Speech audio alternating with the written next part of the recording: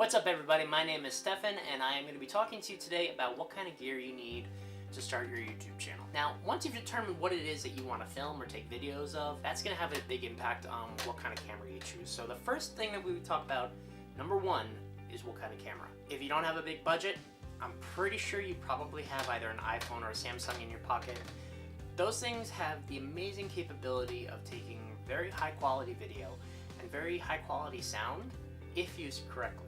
So, for example, I've even got one right now stuck on a tripod so I can switch between camera views. It gives me a little bit more latitude in terms of what kind of editing I do later on. Sound quality, as I said, on an iPhone is great. So if you have another camera, for example, that you're doing your filming on, but you don't have a microphone yet, and it's just not in your budget, which, believe me, I know what that's like. When you start out, you're broke. Let's just face it, you get out of college thinking you're gonna make a lot of money because you're good at what you do, and then you realize, oh wait, I actually have to run a business too. Oh crap, now I have to learn that. So once you start doing that, you know, you're gonna realize that you gotta make do with what you have. So, for example, again, if I was just shooting on a camera right now, putting that up on a tripod as mine is right now pointed at me, you could use your cell phone as a sound recorder. So if you just keep it just out of the frame, turn the sound recording app on your phone on, and point the microphone at your face, you can actually record pretty decent quality sound, and it'll help to cut out a lot of that background noise, and then you can just splice that together when you do video afterwards. Or in this case, if I decide that the sound on my iPhone, which I doubt it, but if I decide that that was better than what's coming out of my shotgun mic on top of my camera, that would give me the option of just cutting the sound away from the video from the iPhone and splicing it together with the video from the camera in editing software. It's a little bit of work, but you know, it pays off. It can actually do some pretty good stuff. So you're gonna have that. Your other option is mirrorless cameras. Sony is a fantastic brand. I actually would like to upgrade to the A7 III or A7R. But right now I've got an A6300, which is one of their earlier models. It doesn't have the in-body stabilization. However, the advantage of it is with a kit lens, which is actually pretty good for a kit lens, you can get one for about $800, which, you know, it's an investment, but it takes amazing photos. It does 4K video. One thing with the 4K though is it has a tendency to overheat.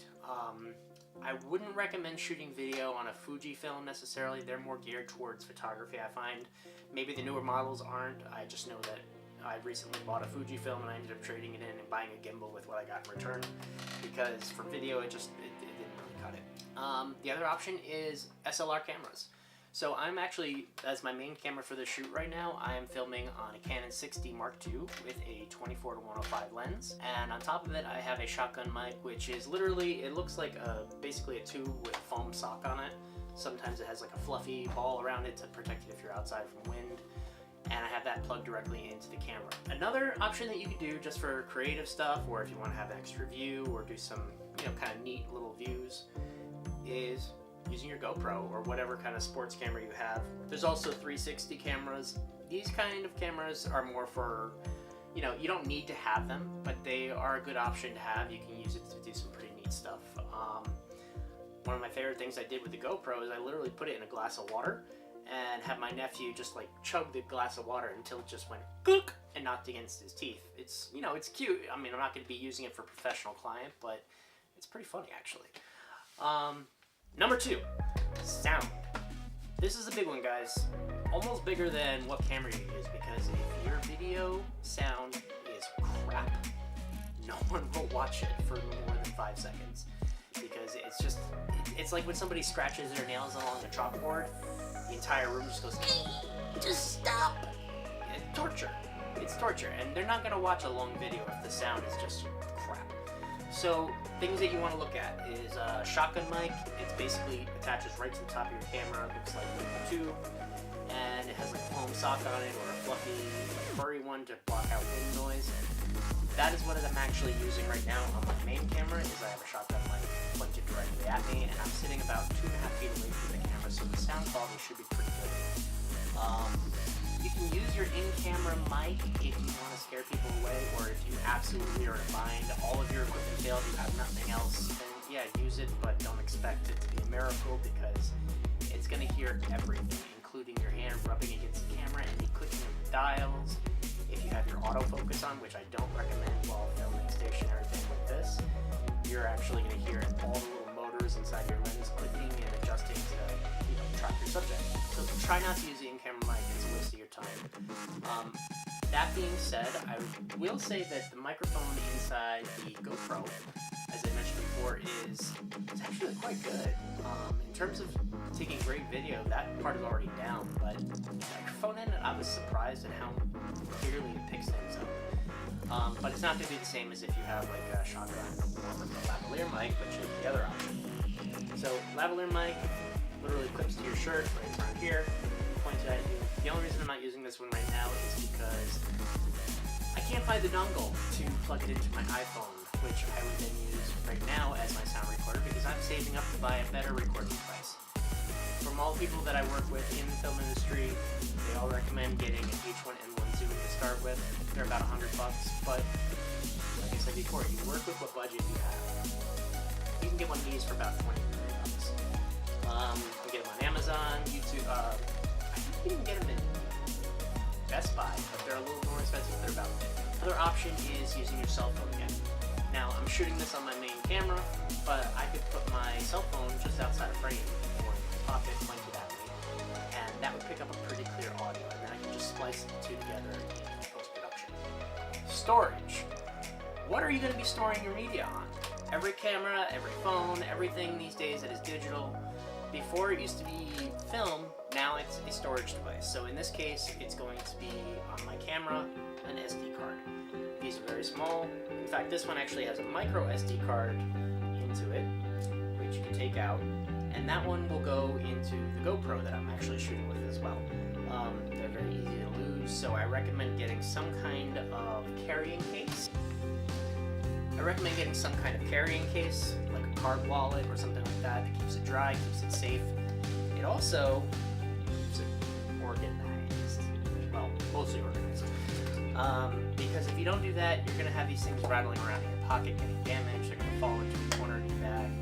And that wedding that you just shot, that YouTube video that you thought was going to make you a millionaire or get you 1 million views or subscribers, guess what? It's gone. Bye-bye. No more. You lose. So, make sure you have something to carry it in and keep it organized. And on top of that, when you get home, don't let it sit. Download it immediately if you can. The very next morning if you have to wait, because there's a good chance that you might accidentally forget and overwrite the card. I've done it before. I wanted to cry. I wanted to die. It sucks. Don't do that. Make sure you download the media to your hard drive or your computer, whatever it is. And that being said, you need an external hard drive on top of it. Now, most of them are only about this big. You can get different sizes, but when you're shooting video, you're using a lot of data. You're shooting with a lot of data. So what you need to keep in mind is when you're downloading it, it's going to take time. Sometimes you can take up to half an hour to download the card, or depending on how big it is. But you're going to have that all built up in one place. You don't want to put all your eggs in one basket, as they always say, because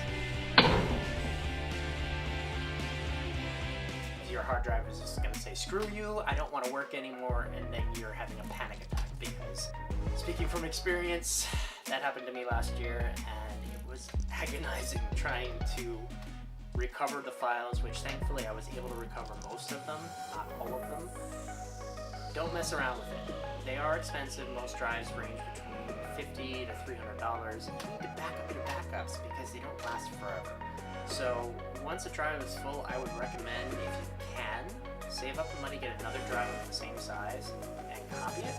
Or even better, if you can buy a bigger drive and partition it so that it makes 2 mirror copies, so that if one copy fails, even though it's in the same device, it splits them in half. It's like the hemispheres of your brain. Both of them are inside my head, but they're separate together. So it basically, it's not the best analogy, but you get the point. It's 2 different drives inside one, and it's a mirror copy of each other, so that if you lose it, you're not screwed. Number 4. I almost put up 5 years. Number 4 is accessories. Now, you could go completely crazy with this, and I would recommend doing research. Look at reviews, look at what you want to do with your accessories that you buy for your camera. You basically are going to need a couple of things to start with right off the bat. One is you're going to need something, if you're shooting like I am right now on a tripod, you're going to need something to hold your camera. In a pinch, you can literally like set up like a box on the table and put your camera on there. That does work, there's nothing wrong with it, or you can put it on the ground on some sort of bag or something. Those are cheaper options that, you know, for photos as well as videos. Like a bean bag that's not completely full, you can rest your camera right on top of it, and it'll help to give it some stability. Your body acts as the cheapest accessory of all, because as long as you have 3 points of contact, you're pretty good. So for example, like when I'm shooting, let's say with this camera, if I have it held with one hand, 2 hands, and then I have my elbows pressed against my body, that makes it even more stable. And if I put it up against my face, that's another point of contact. So as I move slowly at the waist, I have a pretty smooth field of view and ability. Obviously this one's not recording right now, but that is something that you need to keep in mind is camera blur. No one wants it unless it's intentional, but most of the time it's not. You're going to want steady video. So if you don't want to just rely on your arms, I would recommend buying a tripod. Start out if you have to, you can get a cheaper one.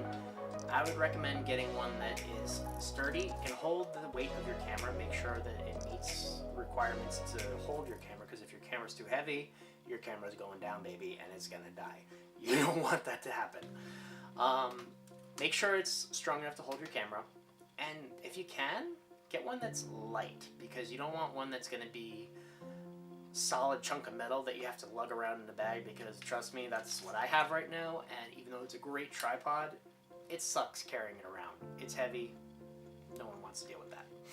So other things that you can do is if you're using like your cell phone to shoot video, I have it on a simple stand.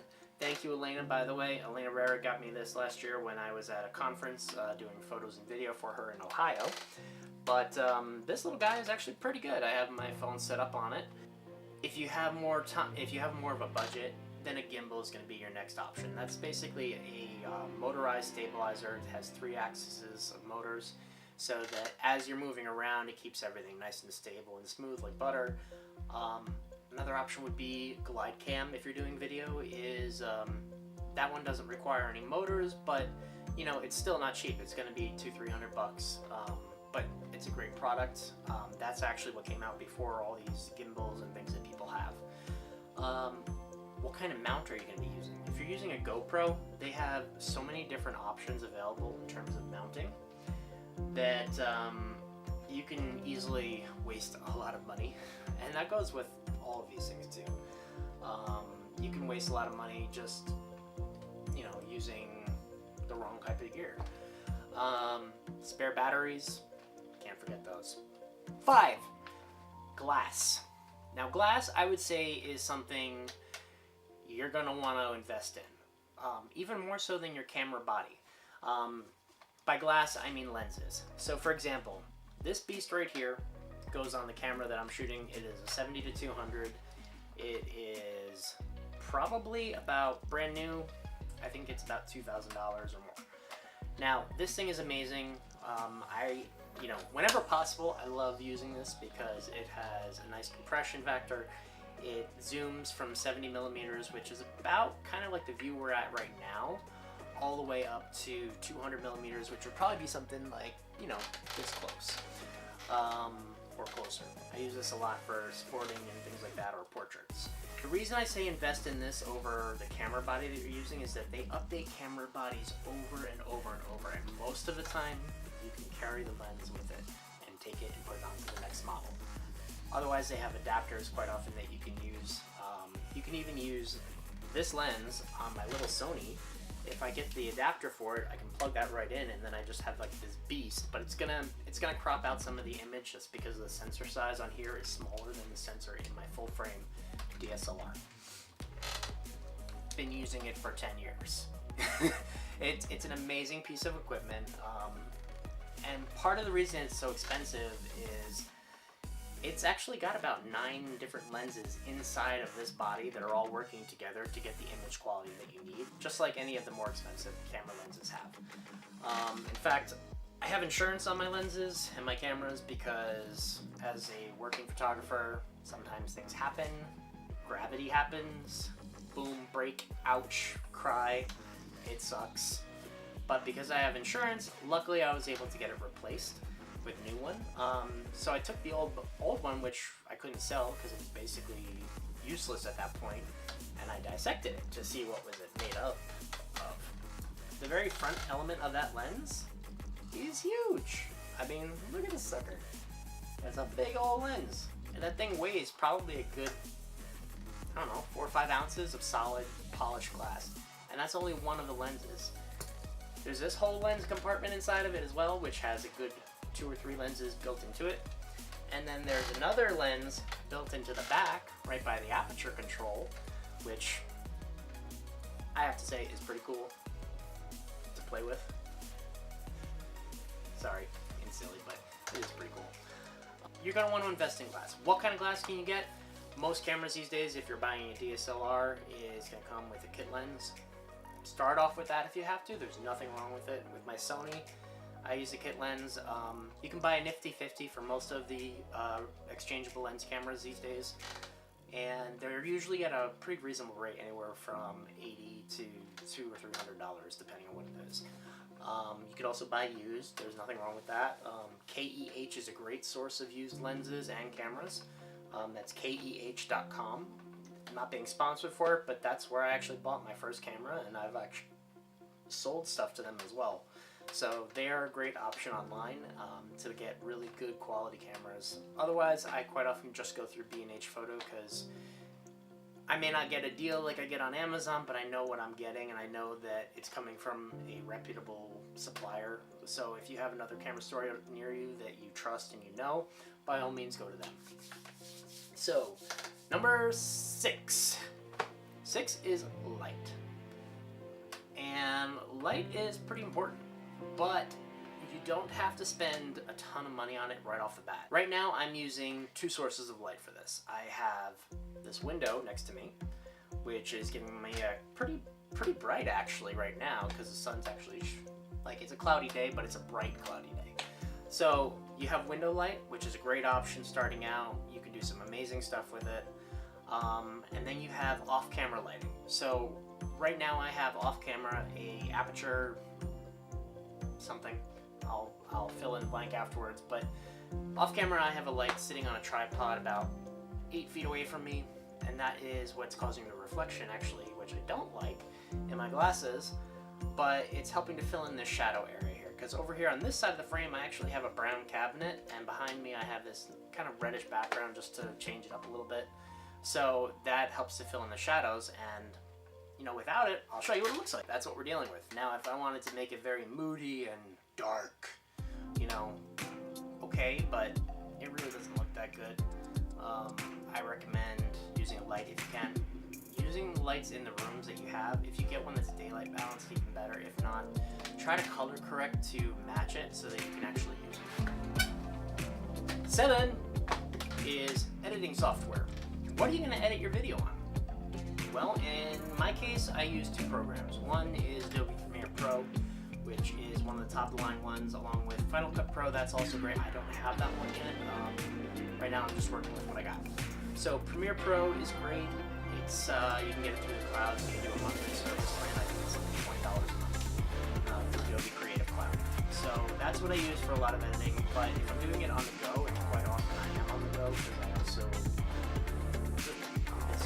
I'm a busy guy. My cell phone. I use a program on my cell phone called LumaFusion. Now, LumaFusion is awesome. It's like a kind of a simplified version of Premiere Pro. It can't do all the things that Premiere can, but it can do a lot. It can do a whole lot. I've actually gotten stuff out to clients in a pinch using just the editing on my phone, and you wouldn't know. It came out really great. So, and if you're doing like a vlog or something like that, by all means, if you can edit on a mobile device or a tablet or something, that program is gold. $20 though. It's a one-time purchase, so you don't have to have a bunch of upgrades and, you know, add-ons and things like that. But I mean, it's a well-spent $20 purchase. 7. Oh, no, it's not. 7 is lighting. No, it isn't. That was number 6. 7. I forgot what it was. 7 is you need to have a plan. Take notes. Have an idea of what you want to talk about. Otherwise, you're going to have a lot of those little outtakes like I just did a few minutes ago, where I literally tried to say the same thing about 14 times and kept on losing my train of thought. So, rather than going through that headache, write them out, make a list, storyboard, write a thing that will help you to keep on track, know what you want to shoot, and if you're doing something more for a client or something like that, then it's critical. You want to have a story. Where are you going to be beginning, ending? What are you talking about? Why do people want to listen to you? You got to keep all of that in mind while writing together. 9 is going to be story. You want to have a beginning, you want to have a middle, you want to have an end. Your introduction is usually saying who you are, what's going on in this kind of format. Middle is what we're doing right now. We're talking about all the different steps, and ending will come at the end where I kind of wrap it up and do a call to action, or, you know, just finish it up. If you're trying to do a documentary or an interview, quite often the story will involve with introducing the main subject, creating some sort of tension or problem, and then solving that problem, which is getting towards the end of the middle section, and then you're going to have a conclusion where the problem is either solved or it comes to some kind of conclusion. But you want to have a story put together so that you have a nice, clear flow for your work. Number 10 is you. I mean, you can have all the great gear, you can have great editing, you can have great software. If you suck on camera, you suck on camera. And the way to not suck on camera is try. Just keep doing it over and over and over and over. And be willing to laugh at yourself. If you need to, like me, I make blooper reels of myself because I look like a fool sometimes. Well, quite often. Make a blooper reel, you know, if you have to, but you gotta be somebody that people want to watch. Otherwise, it doesn't matter what you're talking about or how important it is or useful. If you are boring, you talk like this, click off, you're done. That's it. Use enthusiasm, use emotion, talk about something that you are passionate about, or that you're good at, or you know a lot. So that when you get on camera, you naturally light up and get enthusiastic. If I were to talk about math right now, you'd fall asleep or click it off or probably wish death upon you. Because, let's face it, I hate math, I suck at math, and I cannot begin to make myself excited about it. Sorry, just can't. Doesn't work. And those are the 10 things that you need to start out while making films. Alright everybody, have a great day. If you liked what you saw here, please hit the like button below, hit the bell so you get some notifications, subscribe, that'll help me to grow. And if you have any questions, please send me a comment and I'll get back to you. Alright.